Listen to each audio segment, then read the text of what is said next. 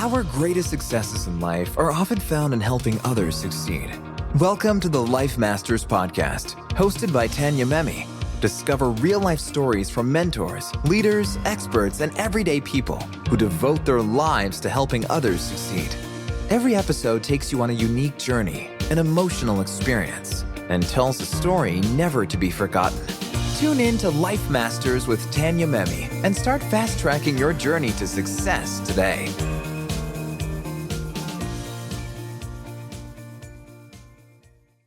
Welcome to Life Masters. Today's episode is truly special as we have the incredible Kute Blackson, a transformational speaker and best-selling author with over 300,000 followers across all of his social platforms.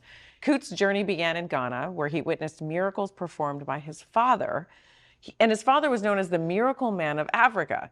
And then at just 8 years old, Kute spoke in front of thousands, I think 5,000 people, igniting his passion for inspiring others. His name is Kute Blackson. So I know that you had, you started out at 8 years old. Yeah. And you spoke in front of 4,000 people. About four to five. 4 to 5, okay. I mean, how does that happen? I want to go back to your childhood and how all of this. Look, I was born in Ghana, West Africa. My father's from Ghana, my mother's Japanese. I grew up in London. And so we had to leave Ghana because of a political coup. We ended up in London. My first memories as a young boy was literally seeing a crippled woman crawling on the floor. She picks up the sand, the gravel that this man walks on, wipes it on her face and stands up. And so week after week, I grew up seeing blind people see and deaf people hear and people stand up out of wheelchairs. So miracles. And you saw this all the time? I saw this every week. Child, I didn't think anything. I didn't think anything of it. And so this man who was performing these miracles was my father.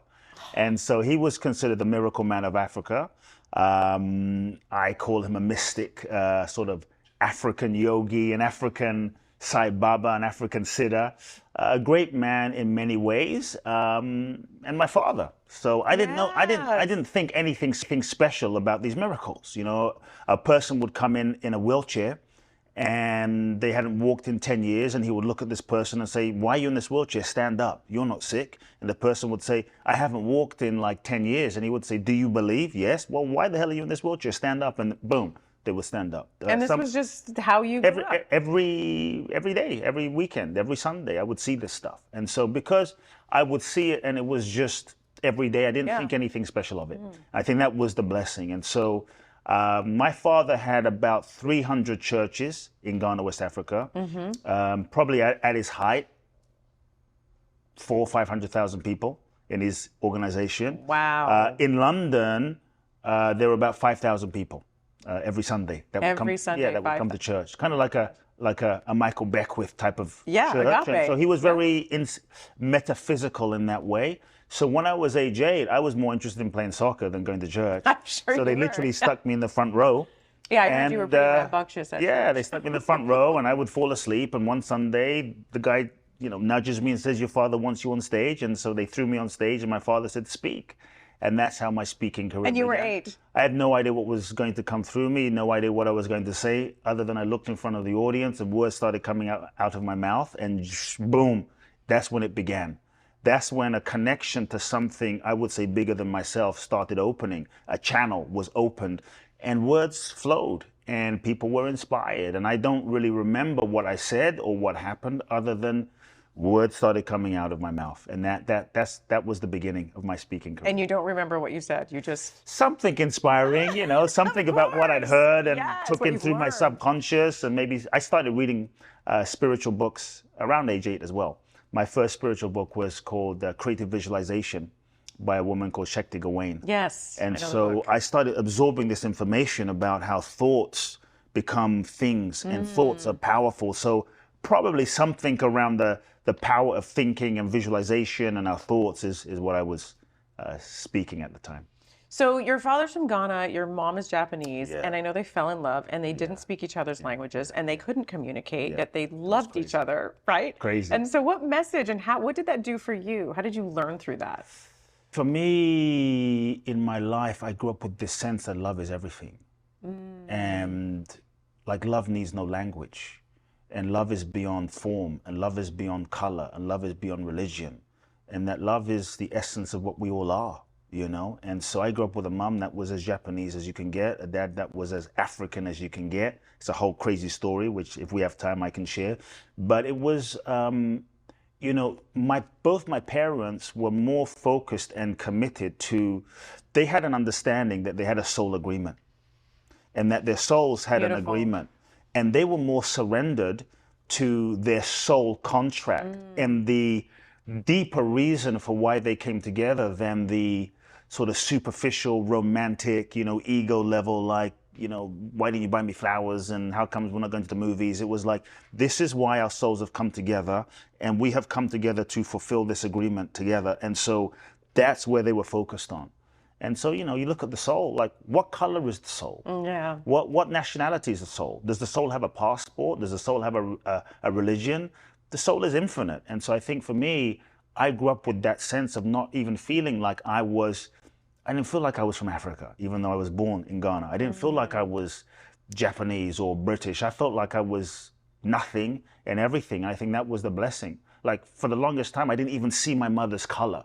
All I knew was the fact that she was loved and the fact that she loved me. And so that was a real blessing, you know. And I think for me, the blessing too was it gave me the ability to see through to see through the apparent differences. And I think many times we're so focused on the differences of the ego, which just creates a sense of separation and otherness. Whereas I think that true love is the recognition of the inherent oneness of our being. And I think when I realize what I am as a soul, then I realize what you are as a soul.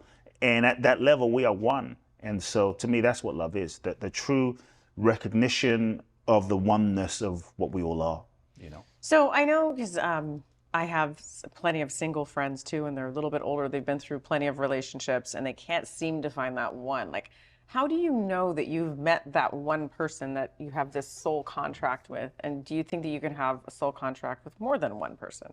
Not at the same time, but throughout life. Yeah, I think it's not about, I think so often we're looking for the one. Yeah. And we're looking for the one outside of ourselves. But we haven't met the one that we are. And I think if we don't know who we are, we have to realize that ultimately we are the one. And you have to realize that in relationship, you attract to you a person that really is a mirror manifestation of yourself. Every person you attract to you is a mirror and a reflection of your own consciousness. That you attract that person because on some level there's certain lessons that you have to learn. There's certain aspects of yourself that you get to face, to heal, to integrate, to forgive. And so really there is no relationship out there. We think there's a relationship out there with another person, but you're really in relationship with an aspect of yourself that's projected, manifested in the form of that person. And so I think when we see that, I think the first thing we have to look at is, okay, if relationship is a mirror, do I like what I see? Do I like what I'm attracting? I think many times we're so focused on this person out there and, you know, where are there any good men and what about the women? And we're pointing the finger, but the truth is you can't change what's out there. What we can change is what's in here. And so when we start understanding that there is no relationship out there, it's just a reflection. Then rather than focusing on what's out there, then we start focusing on what's in here. And we realize, well, if I can truly fall in love with myself and heal myself and transform myself and embrace my own worth and value and lovability and all that I am, then it shifts everything. Then I think what you will start attracting to you are situations and people in the form of romantic partners that will actually reflect who and what you feel and believe about yourself. You know, and so I tell people, stop looking for someone. Stop looking for the one. Find yourself. Yeah. When you truly find who you are and you find yourself, then from that self-love and from that peace and from that inner sort of fulfillment, you will magnetize a person that will reflect who you are and reflect your most deeply held beliefs about yourself. Beautiful. But sometimes the person that you attract will not come to you in the form that you expect. Yes. And I think many times, because we're conditioned based on our pain, based on our childhood, based on what our dad gave us and our mom didn't give us and met needs that weren't met and our traumas, we have this illusory idea of what we think we need in a partner, and we kind of project that into our intentions. But I think sometimes from a place of being conditioned, we're not able to truly see what we really need. It's just what we think we need based on who we think we are. And so I think one of the things is if you really want to attract your soulmate, heal yourself, connect with yourself, but also kind of drop the idea of the person you think you should be with. And I think if you can just be open and available and truly surrender. Why do you think that's so hard for people, though? Because we're conditioned. Because of the ego, how we're conditioned, because how we we're grow up, conditioned from childhood, and Yeah. you know, look, when we're children, every single thing that happens to us, Yeah. from what mom says, what dad says, what you know, dad's an alcoholic, mom's crazy, they were there, divorce, pain, abandonment, every single thing that happens to us from sight, smell, sense, colors, every music, Every everything little thing, it all is goes stored in our subconscious. And it's stored in our nervous system. The nervous system is the antenna to the world. And so information comes into the nervous system, it gets filtered through the nervous system, and now based on our interpretation, based on our nervous system, we are making up an interpretation of what we think reality is, of who we think someone is, or what we think someone looks like, or how we perceive someone to be, based on the state of our conditioning in our nervous system. And so often, when it comes to relationship, we're not even seeing someone clearly. We're seeing through the lens of the conditioned nature of our nervous system. And so let's say dad was abusive and it was painful. So all of a sudden, as children, subconsciously, love and pain gets kind of associated and wired together, love and pain, love and pain. So now we have this energetic vibrational resonance of, oh, love and pain go together. So now there's a familiarity. So we move into the world, 25, 30 years old, we meet someone and we're kind of attracted to them. We don't know why we're attracted. We just feel a resonance. We feel a familiarity, and all of a sudden, we don't know they're not good for us, right? Now we're in a relationship with them, and they start treating us like crap, or they start being mean to us. And even though it's painful, it feels kind of familiar. And now we think we're in love, but we're not really in love. It's just familiarity.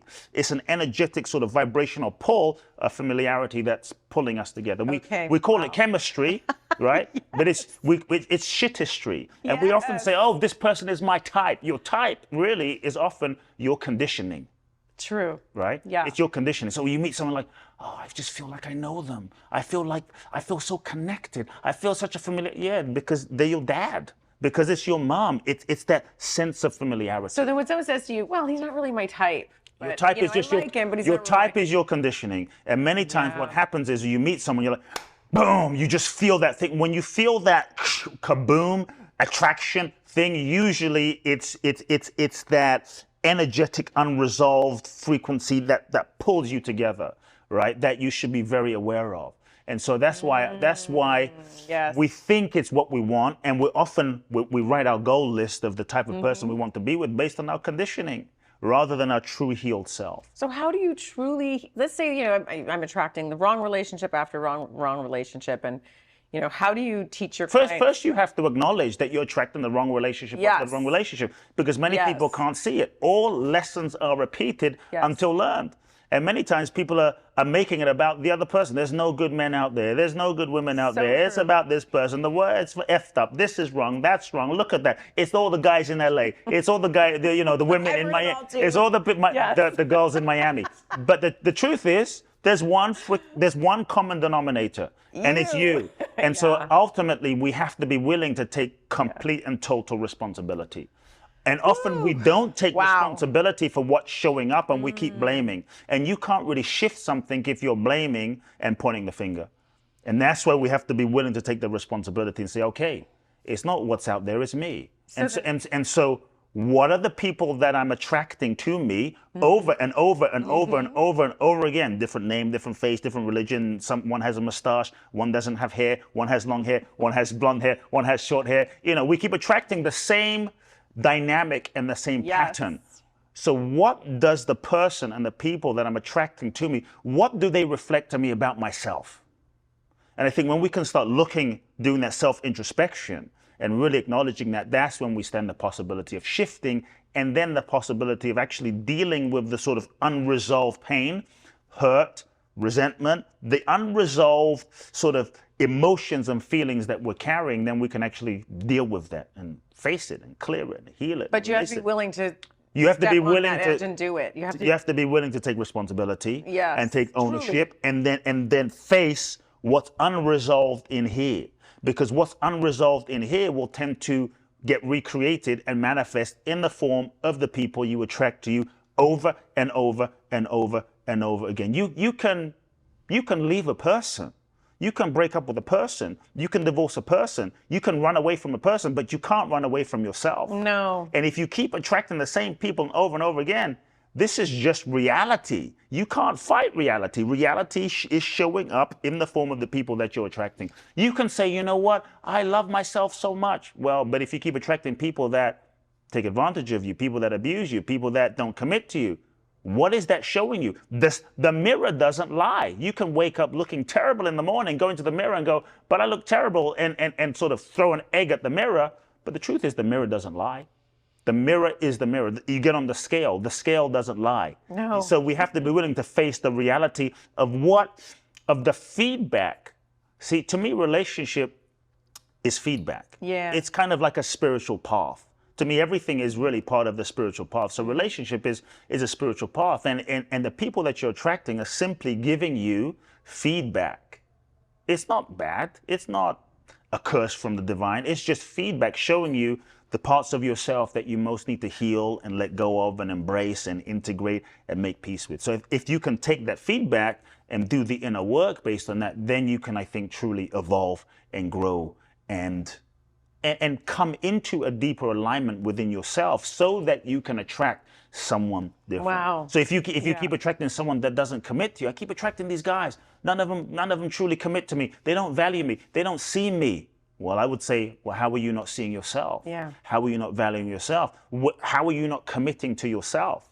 You might say, well, I'm a committed person, but maybe you're not committing to yourself. Mm-hmm. And so it has to start with us. So, I mean, there's so much here. I could ask you 3,000 questions right now. But how did you learn this, first of all? And was there a point in life that you were struggling with, or that you were having this reflected back to you, saying, and then how did you go through the self-discovery process? Okay.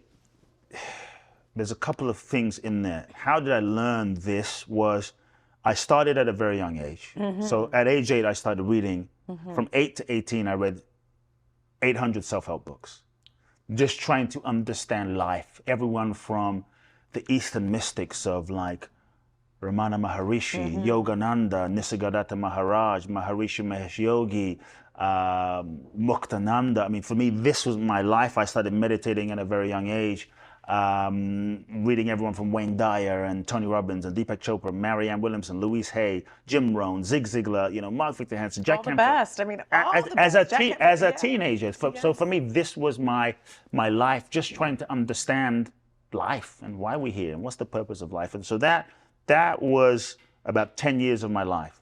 But you could say, how did I really learn all of this?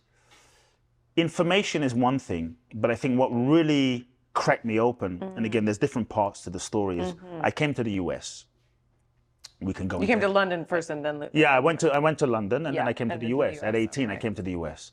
And I wanted to come to the US because this is where all of the self-help gurus were and self-help mm-hmm. authors were. And so I came to Hollywood. Yeah. Not for Hollywood, but I came to Hollywood because this is where all of them lived. They lived in San Diego and LA and maybe... And you knew this is what you wanted to do. I always wanted to go into this field. Yes. And so the real, and there's more to the story, but the real, I would say, shift happened when I was 20 years old. And I fell madly in love. Oh, okay, good. I fell madly in love with a woman, a beautiful woman. Actually, when I was 19, I fell in love with this woman, and she says to me, she was a lot older than me, and she says to me, Kute, I think you have some anger towards your father. And my response at a ripe old age of 19 was, thank you very much, but this relationship is over. Wow. I was like, goodbye, thank you, we're done, on to the next, I'm fine, everything is fine. Mr. Positivity. Then I fell in love a year later, at age 20, with an amazing woman I thought was my soulmate. She's the one. I mean, I couldn't imagine not being with her. So when you meet the one, I was totally willing to do whatever it took to truly heal. And so she says to me, I think you have some anger issues towards your father. Okay, and so that's what it was love that, you could say love brings up everything unlike itself, in order to be faced and healed. And so that's what really forced me to delve inside, to really do the healing, to face my fears, to deal with my anger towards my father, to acknowledge that I even had anger towards my father, to acknowledge that I even had anger towards my mother, to really face the pain, the hurt, the fears of abandonment that I've been carrying that I didn't know. And that put me into therapy, and that put me into seminars, and I went to seminars and courses, and it just started a 4 to 5 year process of deep inner healing. So it's just one of those things where you just sought out everything and anything every weekend. It became a full-time job. Okay. And so here's what really happened. So I'm in relationship with this woman I'm thinking is the one, and we ended up being together for 4 years, and she was quite jealous. But when I say quite jealous, I wrote about this in my book. She was like extremely jealous. I would walk down the street and just look around in a random direction, and she would accuse me of basically cheating on her. It was like madness. I'd look at a waitress and she would say, "You're flirting with the waitress."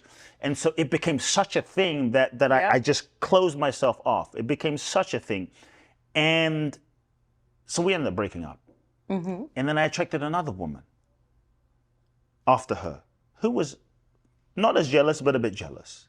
So now I had to ask myself, so interesting, okay. How comes I'm attracting women that are extremely jealous and very jealous?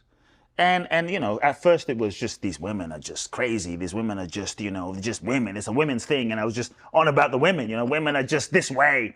And then I thought to myself, wait a second.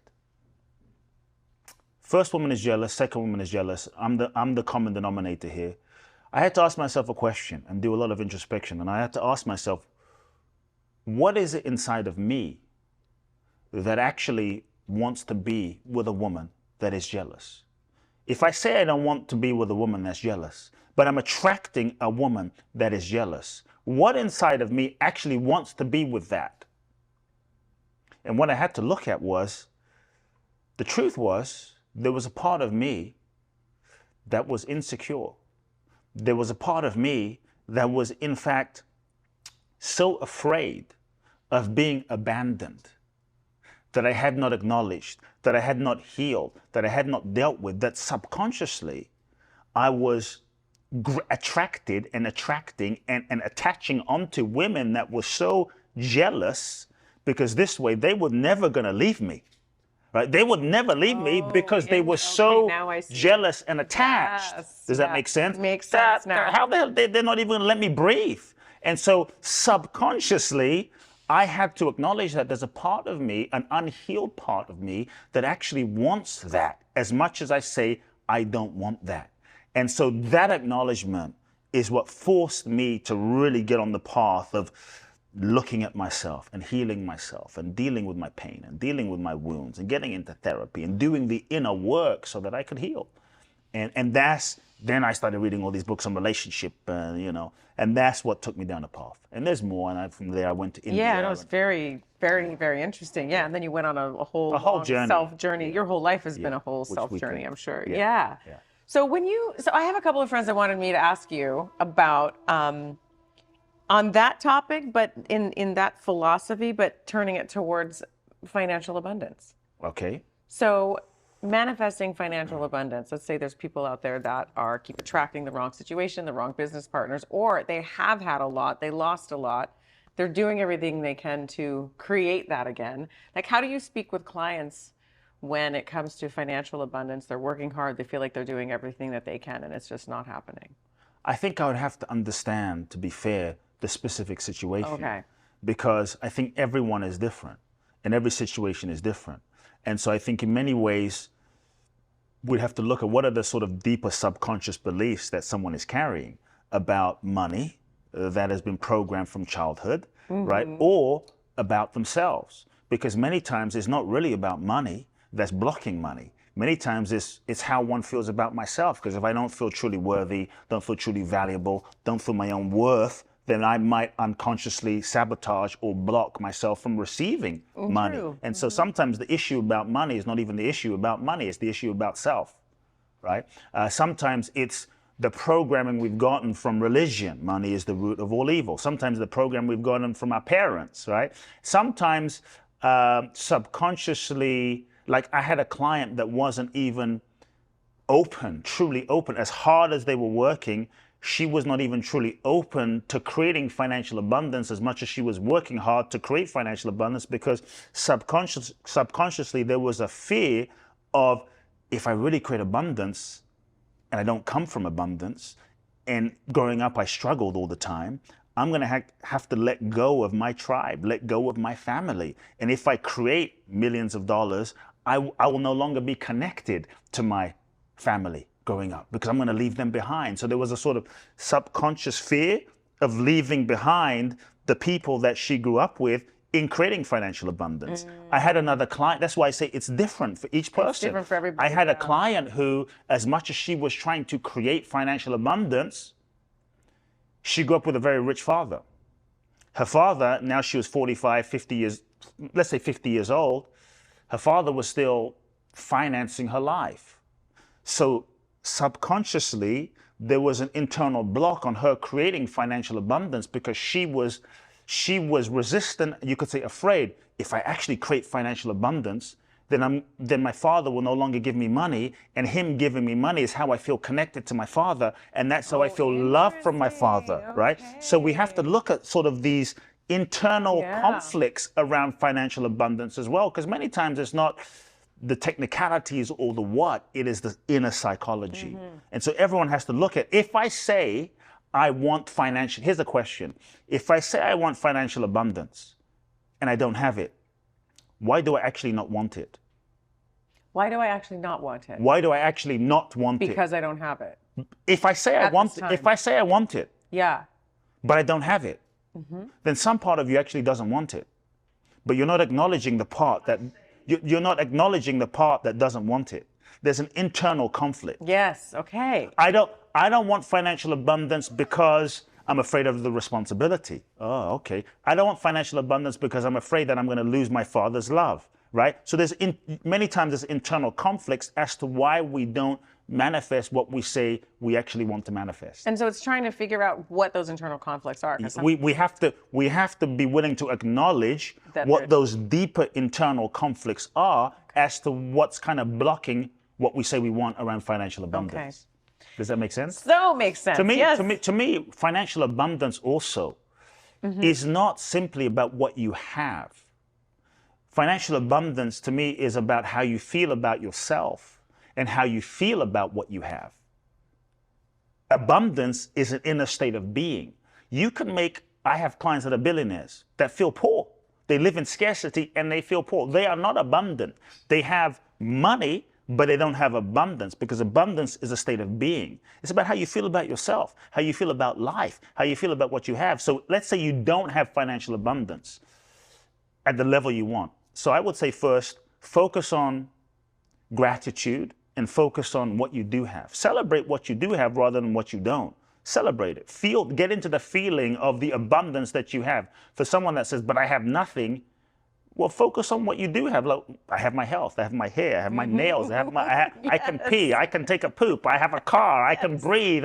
You just start there. I can smell. Start there, celebrate. Start there. Start with the abundance that you have, because we all have a level of abundance, right? Then I would say to someone, look at those internal blocks, right? So that you can bring the subconscious to the conscious and start releasing that. Then I would say, many times we're so focused on making money in terms of financial abundance. But to me, money is a function of adding value. So I would tell people, stop focusing on making money and really focus on being of service. And adding value, I like that. Truly adding value, because when you truly are of service, you're adding value. When you're adding value, you're solving someone's pain, someone's problem, someone's challenge. And if you are really truly being of service by solving someone's pain, problem, or challenge, money is just the energetic transference of energy, the exchange of energy that comes from solving someone's pain, problem, or challenge. Yeah. Wow. Okay. So Life Masters is on this topic. Life Masters is all about people who hit rock bottom and have gotten out of it at some point. But I'm sure that you have met clients that are at their rock bottom. Sure. Right? So what are some of the first few things someone can do? They're in their rock bottom, they've lost everything. And what are some of the steps that they can do to start to get out of their rock bottom? Yeah, I think if you're at your rock bottom, surrender. Yes, which is what your book is about. I would Magic of say surrender. truly surrender and let go. Okay. Because many times when you hit your rock bottom and it seems like life is falling apart, it's really falling together, but you're not able to see it in the moment. Like a redirection. Yeah, you're not able to see it in the directed. moment, right? Okay. And so sometimes what can seem like the worst thing to the ego, because from the lens of our own ego, we're only able to see a very small perspective, a very small perception. Yeah. And so if a relationship falls apart, a business falls apart, it can seem like the worst thing.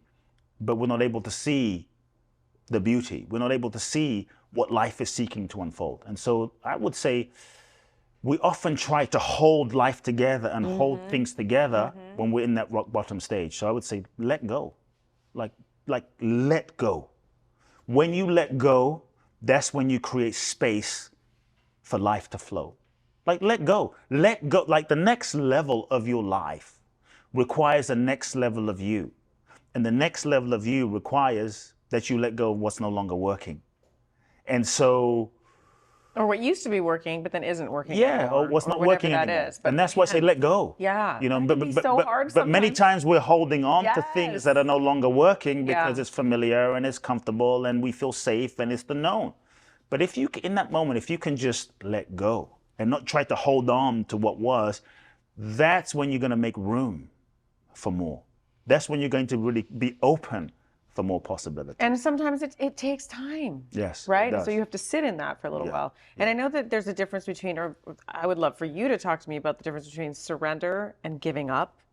Well, let's talk about what surrender is. Yeah. You know, because I think when we say the word surrender, there's a lot of folks that might be listening and they may have a negative connotation on the word surrender. Because it feels like, oh, well, I'm giving up. And then what Yeah. do? I surrender and then what? Yeah. You know? So you know, this misperception that surrender is weak, or surrender is giving up, or surrender is waving the white flag, or if I surrender, I'm going to be taken advantage of, or I'm going to be a doormat, or I won't be able to get out of this situation. I'm not going to be able to manifest my goals, dreams, and desires. And so for me, surrender is a letting go. It's a letting go of control. It's a letting go of trying to force and manipulate life to fit your limited idea of how you think it should be. Yeah. Right. And I think, And we all know when we're doing that. yeah. Because it's just, it feels Yeah, like you're we're walking holding through. on. Yeah. It's a letting go of how you, the life that you think you should be living, and the person that you think you should be, so that you can be just available and open to the life that is actually seeking to unfold. You know, and I think many times, if we really look at our lives, I think if everyone looks at their life, you will often see that the best things in your life that happened, you didn't plan. The best things in your life that happened, you didn't sit down and plan. It just kind of happened. It does, yeah. In the process of living life itself. I think if everyone were to look back at maybe some of what they thought were the worst things to have ever happened. We were talking about relationship earlier. We've all had those relationships that we thought were the one and that we couldn't imagine living without.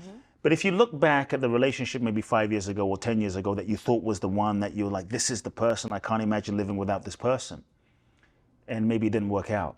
And you were devastated in the moment and you hit rock bottom and you were mad at the universe, mad at God. But now maybe 5, 10 years later, you look back and you think to yourself, well, thank God that didn't happen. You know, so true. That happens all the time. Thank God that didn't work out. And so when it hits the fan, we're often not able to understand. We're often not able to see why it's happening. So there's usually a few reasons why goals don't manifest. Yeah. So number one, the goal that you think is the goal is really not the goal that is in alignment with your soul's highest intention. It's just kind of what you think you want based on your own conditioning. But the goal isn't really the highest possibility that is seeking to manifest in your life. What we tend to do when things don't manifest and we hit rock bottom is we tend to want to force things. We try to force things to be something that they're not. And so in that moment, I tell people, step back, let go, meditate, pray, journal, reevaluate life to really connect with what's real. Take that time to do that. What's authentic? What's true? What is really authentic for me versus what I think I should be doing, because many times we're operating on autopilot. The second reason why sometimes dreams don't manifest is it's just not time yet. It's just not timing. Okay. Right? It's just not the season. Right? There's spring, there's summer, there's autumn, there's winter. Everything has a natural timing And a cycle, yeah. and a cycle and a rhythm.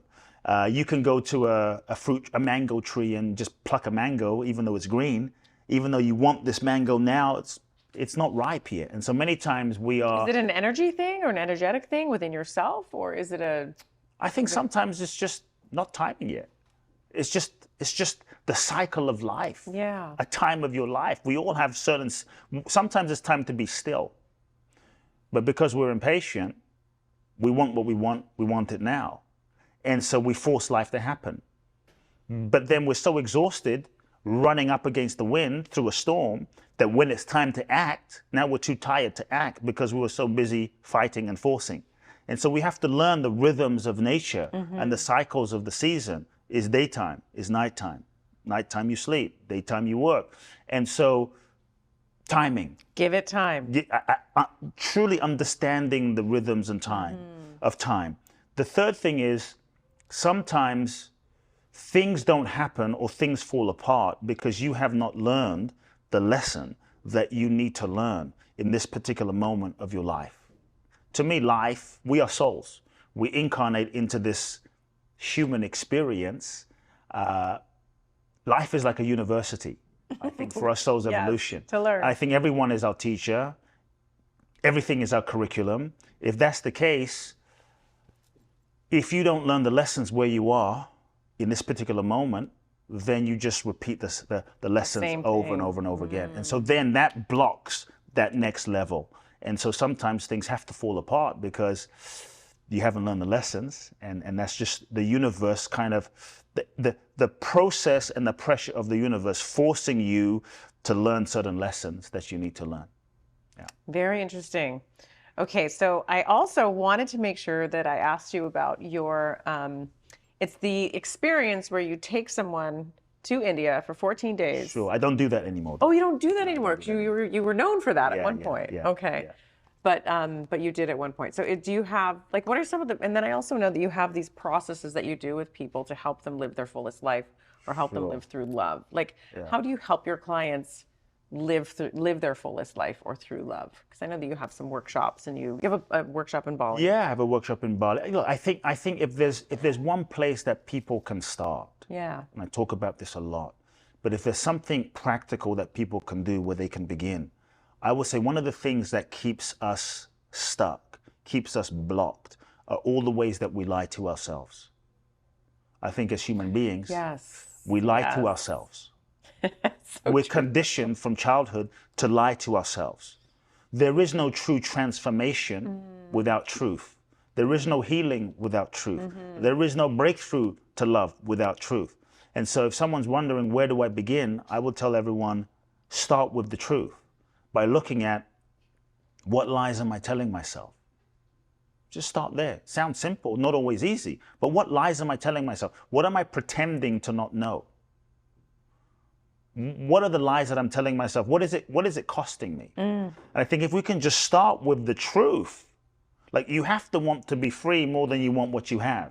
And if you can just start with the truth, to me, the truth is what sets us free. So if we can just start there, I think that's where the breakthrough can happen. And I think when people can take the pressure off of themselves of having to take any action, that can free you up a bit. Because sometimes the fear of the consequence of the truth is what stops us from truly acknowledging the truth, because I'm afraid if I really acknowledge the truth, then what, right? Yeah. And so if we can just start with, I hate my job. You don't have to leave. You don't have to quit. I hate my job. And just feel that. Feel what that brings up. That begins a process inside. I'm no longer in love with my wife or my husband. Just feel what that brings up. I have an alcohol problem. No judgment, but just feel that. Just like if we can just start with the truth, to me, it's the truth that begins the process of transformation. I love this. Yeah. Wow. I mean, I could sit here and ask you a million questions, which you've been asked throughout your entire life. So I guess the last thing I wanted to talk to you about is parenting. I know you work with a lot of parents. I have a son.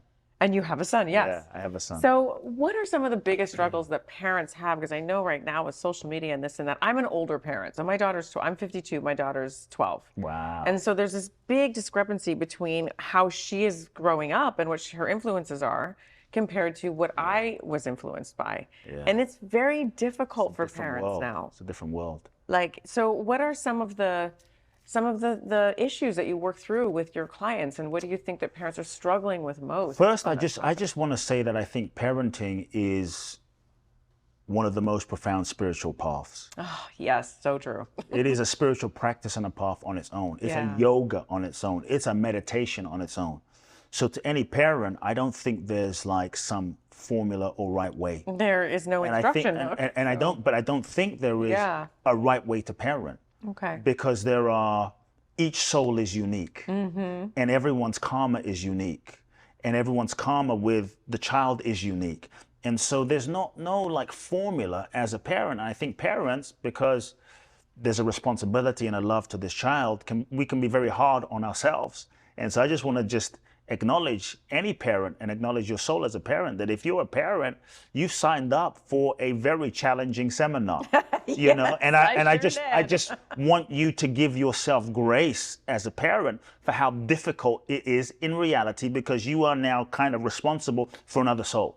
But as a parent, I would say, if you can just realize on a bigger level that your child is a soul. They don't belong to you, really, even though they belong to you. They belong to the universe. They belong to life. And as a soul, they have their own life lessons to learn. With or without you, they're going to learn some of these life lessons. And it's not your job to like control them and impose your conditioning onto them, but it is your job to provide a safe space to guide them.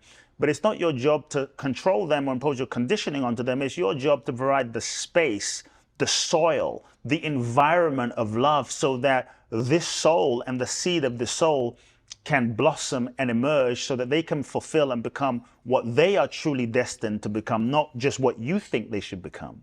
Right. And that's the art, is to provide that space for them, but also the guidance, but the love, so that they can grow and fulfill their own potential. And so I think there's two things. One of the greatest gifts, let me start back. I think that the first thing that a parent can do, and then we can go into little techniques, but the first, I think, fundamental thing a parent can do for their child is to do your own inner healing.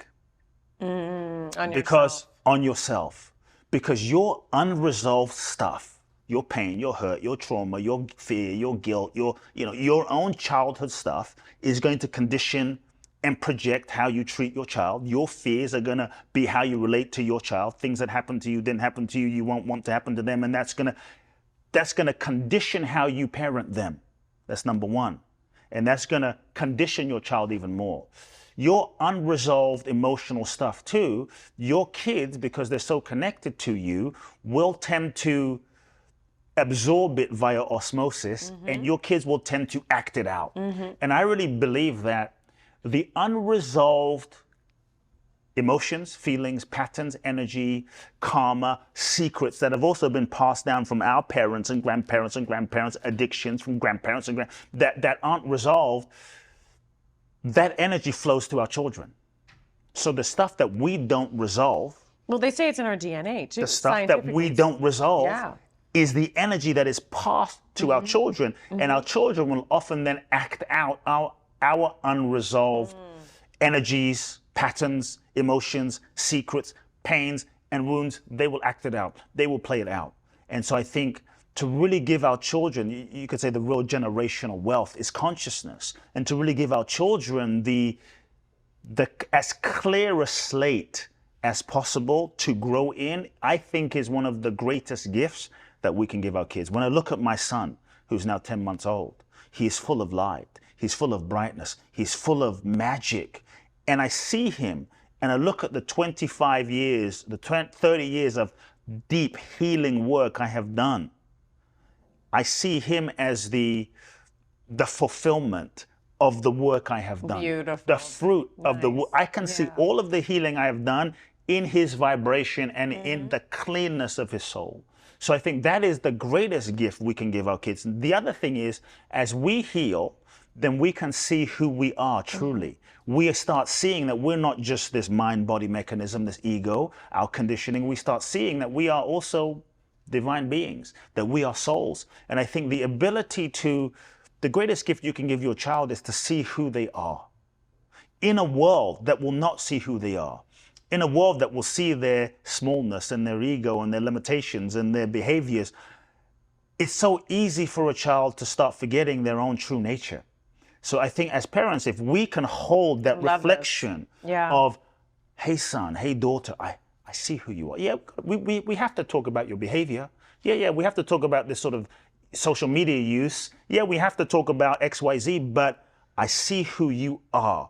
And I think as a parent, when you can reflect to your child their divinity, when you can reflect to your child the essence of what they are, the infinite nature as a soul, then when they see you looking at them, no matter what technique you're using or what you're doing to correct them, they see you seeing them versus see you seeing their addictive nature. They see you seeing how bad they are. That's different. But when they see you seeing their perfection, then that acts as a mirror reflection to bring out and awaken the true essence of what they are. And I think that is the real space and gift we as parents give our children. And that's through our own conversations with them. That's through our own, how we treat them. That's those moments. That's through your seeing of them. Like, I see you. Yeah, we need to talk about, hey, it's not okay to like throw that out of the house. It's not okay to like, beat up Johnny the neighbor.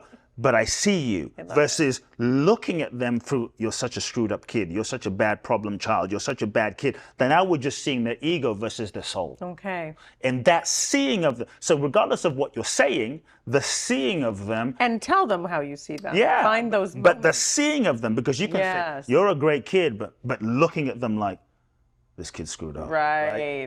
Yeah, I love you. So important. I love you, but the way I see you is I feel sorry for how messed up you are. And I can't believe I'm, stuck with this kid and this is my child. And they feel that. They feel it.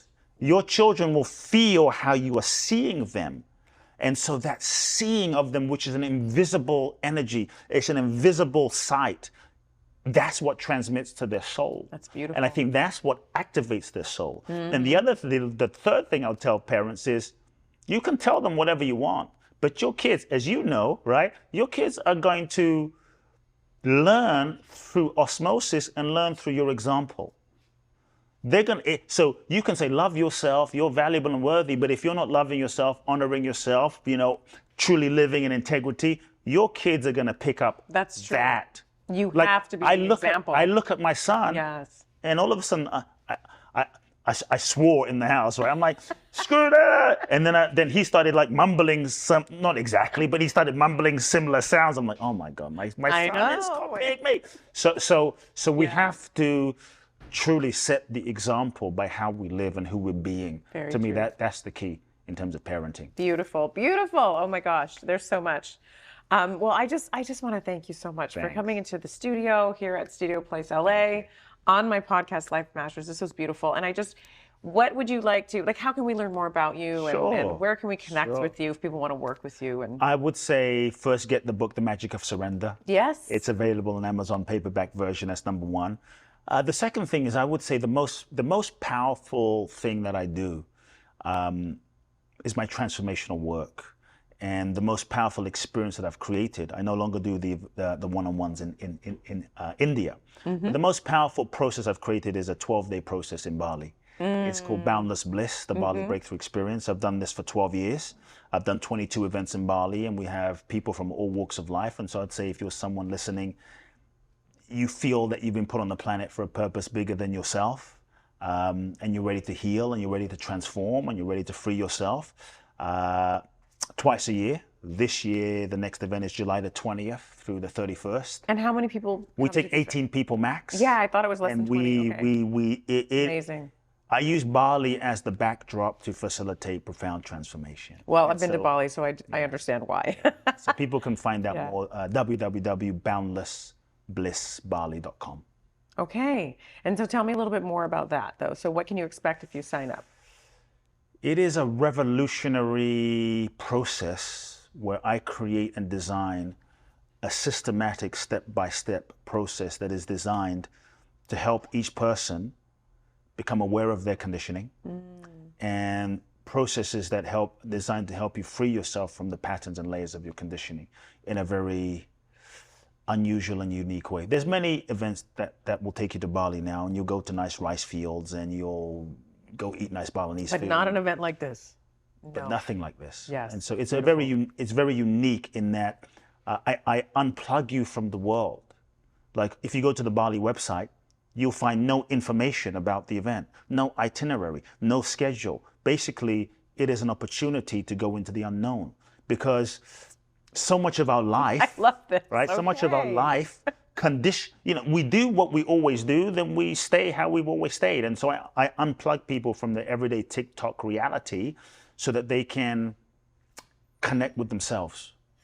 And it's really, there's no words to express, but it's very profound. So we just sign up, you show up, and that's it. You can't just sign up. First, you have to apply. Okay. And I try to screen people away. Okay. And we actually turn most people away because I really want to make sure that only those that feel a calling get to go, and only those that are truly serious about transforming actually go. So we have a lot of, probably out of every 10 people that apply, we turn 9 away, we accept 1. So it's an application process. You have an interview with my right-hand person. He screens people to really make sure you have the calling and you have a commitment, because it's a 12-day process unlike anything. Oh my gosh, I love it. That's beautiful. Yeah. Amazing. Thank you so much for all the difference you've been making in people's lives, everything that you've been doing in this world to make it a better place. I really, so much love to you. Appreciate it. Thank you. Thanks.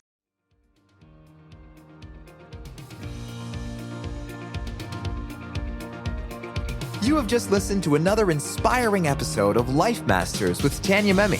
To access the show notes for this episode or to listen to more shows, simply visit www.tanyamemme.com. Master your own life and be inspired to help others to succeed.